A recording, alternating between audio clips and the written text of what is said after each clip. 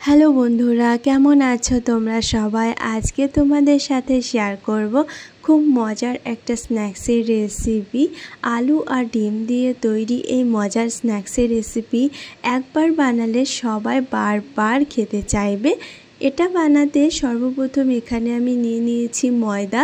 তো এখানে 1 কাপ ময়দা নিয়েছি, সাথে নেব হাফ চামচ লবণ, সামান্য কালো জিরে আর জোয়ান।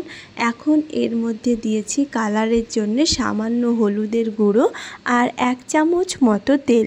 খুব ভালোভাবে মিক্স করে নেব। ভালোভাবে মিক্স করে নিয়ে এখন এখানে দিয়ে দিচ্ছি জল। জলটা এখানে হালকা গরম আছে। তো এখন এই জল দিয়ে একটা সফট ডো বানিয়ে নিচ্ছি।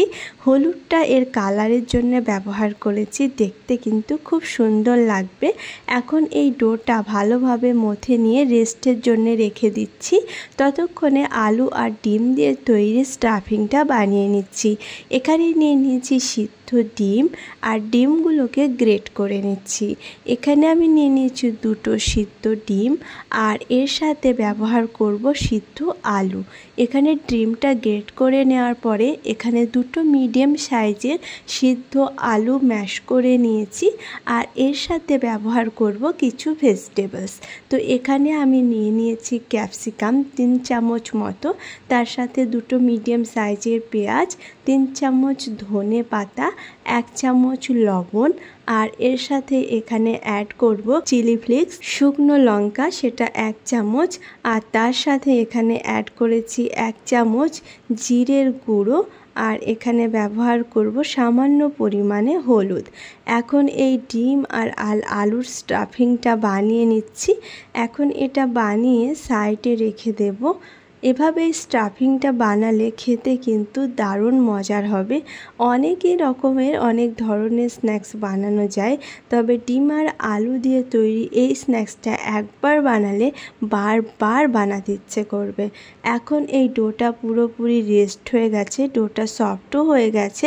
এখন ডোটাকে 2টো ভাগে ভাগ করে বেলে নিচ্ছি।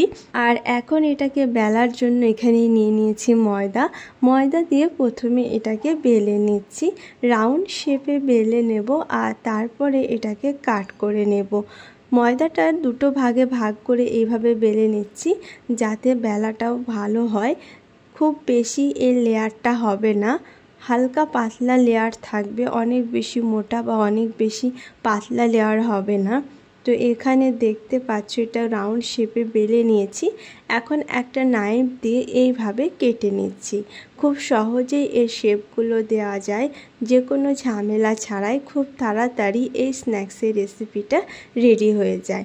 আলু আর ডিম দিয়ে তৈরি যে স্টাফিংটা বানিয়েছি, এখন এটা এইভাবে সেট করে নিচ্ছি। প্রতিটা স্লাইসেই এইভাবে সেট করে নিতে হবে আলু আর ডিমের স্টাফিংটা। তারপরে এটা টেস্ট আরও বাড়াতে এর মধ্যে অ্যাড করব ডিম। আর এখানে আমি নিয়ে নিয়েছি সিদ্ধ ডিমগুলোকে এইভাবে কেটে নিচ্ছি। এভাবে ডিমগুলোকে হাফ করে কেটে নেব আর কেটে নিয়ে তারপরেই ডিমগুলোকে অ্যাড করব। আলু স্টাফিংয়ের উপরে ডিমগুলোকে এইভাবে রেখে দিচ্ছি, তারপরে এগুলোকে সিল করে দেব। তো এখন দেখতে পাচ্ছ কতটা সুন্দর লাগছে, তার সাথে সাথে খেতেও অনেক বেশি মজার হবে। আর এইভাবে এগুলোকে সিল করে দিতে হবে যাতে ভেতরের স্টাফিংটা একেবারে বেরিয়ে না আসে। আর দেখতেও কিন্তু খুব সুন্দর লাগবে, খুব সুন্দর একটা লুক ক্রিয়েট হয়ে যায়। আর তার সাথে সাথে খেতেও কিন্তু অনেক বেশি মজার হয়। একেবারে নতুন ধরনের, একেবারে নতুন স্বাদের এই রেসিপি একবার বানালে বারবার খেতে ইচ্ছে করবে। যদি কোনো তাড়াতে স্ন্যাক্স খেতে ইচ্ছে হয় তবে এই রেসিপিটা একবার ট্রাই করাই যায়। এখন এগুলোকে ভেজে নিচ্ছি। তেলটা খুব ভালোভাবে গরম করে নিয়েছি আর এখন এগুলোকে মিডিয়াম ফ্লেমে ভেজে নেব। হাই ফ্লেমে ভাজা যাবে না, সেক্ষেত্রে ভিতরে কাঁচা হয়ে থাকে, উপরের লেয়ারটা ক্রিস্পি হবে না আর খেতেও অতটা মজার হবে না। তাই মিডিয়াম ফ্লেমে এগুলোকে ভেজে নিতে হবে। ধীরে ধীরে ভেজে নিলে লেয়ারটা অনেক ক্রিস্পি হবে আর খেতেও অনেক বেশি মজার হবে। যেহেতু এর কালারটা আগে থেকে ইয়েলো আছে, তাই এটাকে বুঝে ভাজতে হবে। খুব বেশি ভাজে হার্ড হয়ে গেলেও কিন্তু বেশি ভালো লাগে না। তাই গোল্ডেন ব্রাউন কালার চলে আসলে বুঝতে পারবে উপর থেকে এগুলো ক্রিপসি হয়ে গেছে, এগুলো ভাজা হয়ে গেছে। এখন এগুলোকে তেল থেকে নামিয়ে নিচ্ছি। গরম গরম সস, মেয়োনিজ বা যে কোনো চাটনির সাথে সার্ভ করলে খেতে কিন্তু দারুণ লাগবে।